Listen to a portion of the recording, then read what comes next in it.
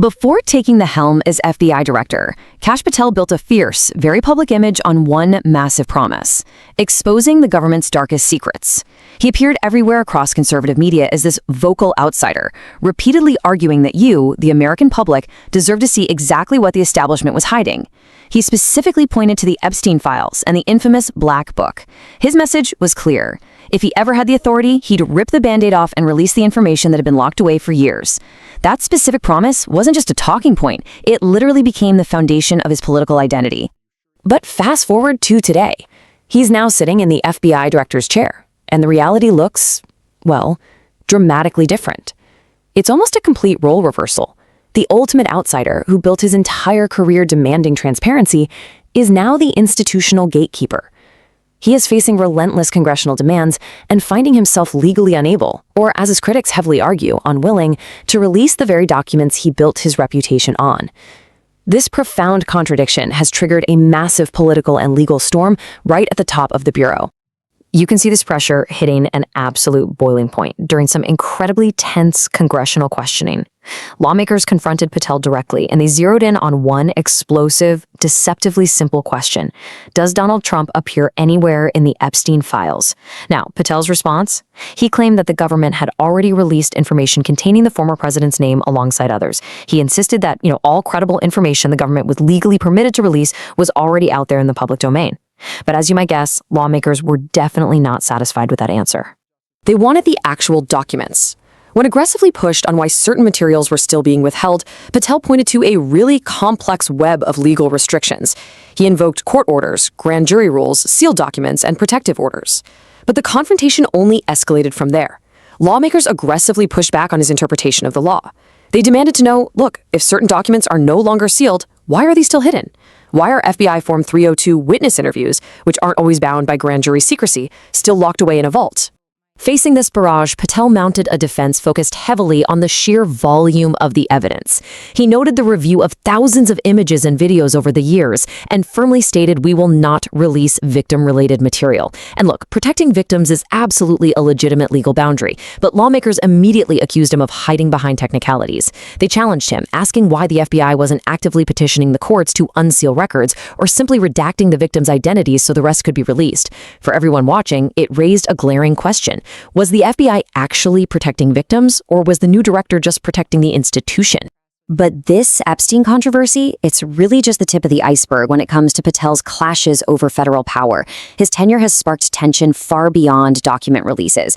Take the situation that unfolded recently in Minnesota. Attorney General Pam Bondi reportedly sent a letter demanding massive state databases.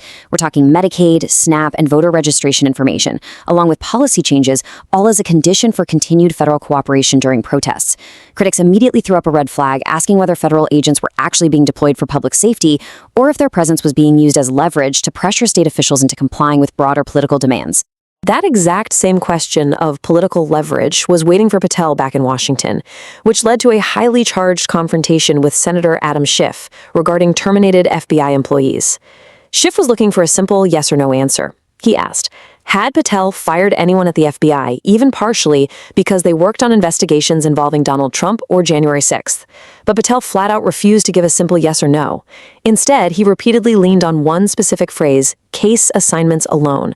He used that single word, alone, over and over to completely sidestep the core of Schiff's question. Now, that specific wording is absolutely crucial. Why? Because outside that hearing room, a federal lawsuit is telling a completely different story. Patel's sworn testimony stands in direct conflict with some truly explosive allegations from former FBI agents. According to this lawsuit, former agents alleged Patel explicitly tied his own job security to removing personnel who had investigated Donald Trump. This creates a massive fundamental credibility crisis.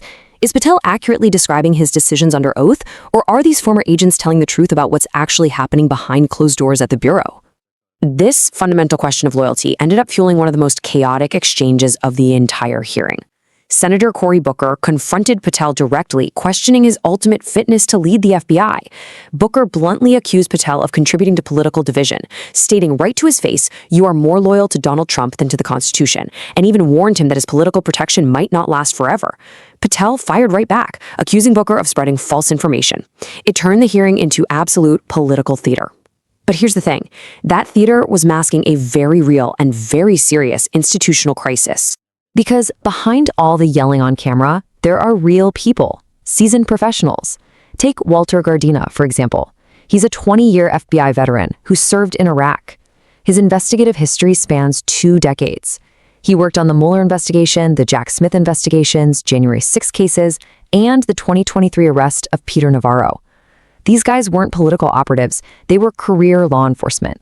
Yet Gardina's entire career was suddenly in jeopardy, caught right in the middle of a political crossfire, all while he was trying to support his family as his wife battled stage 4 cancer. It shows you just how politically toxic the environment inside the Bureau had become. And the case of Chris Meyer brilliantly illustrates how dangerous things were getting. Meyer is a decorated combat veteran and an experienced pilot who served in Afghanistan. Out of nowhere, he was targeted by these vicious online rumors accusing him of going through Melania Trump's belongings during the Mar-a-Lago search. The actual fact? Meyer was on vacation. He wasn't even assigned to the search. Yet his career was suddenly under threat, perfectly capturing the highly charged, almost paranoid atmosphere for career agents right now. So what's happening now is these agents aren't asking for special treatment. They are demanding due process. And crucially, they're relying on their protected veteran status to actually get it. You see, federal law provides veterans specific legal paths to challenge personnel decisions. But this raises an incredibly uncomfortable question for the FBI. It leaves you wondering, if it takes decorated combat veteran status just to get a formal investigation before being fired, how many non-veteran FBI employees were quietly removed without the public ever knowing a thing about it?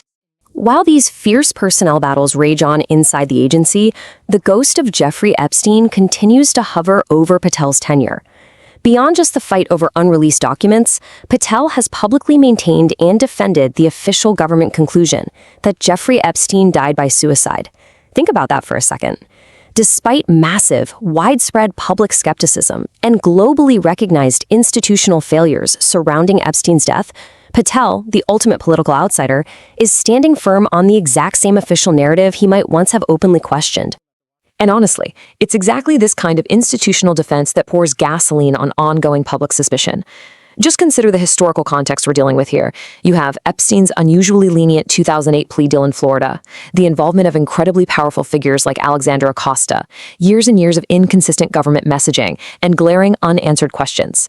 When the government demands public trust without providing transparent evidence, it creates this fertile breeding ground where unproven, wild conspiracy theories, like alleged ties to international intelligence agencies, can easily take root and spread like wildfire. Which brings us right back to the absolute core of Patel's credibility crisis, the bait and switch.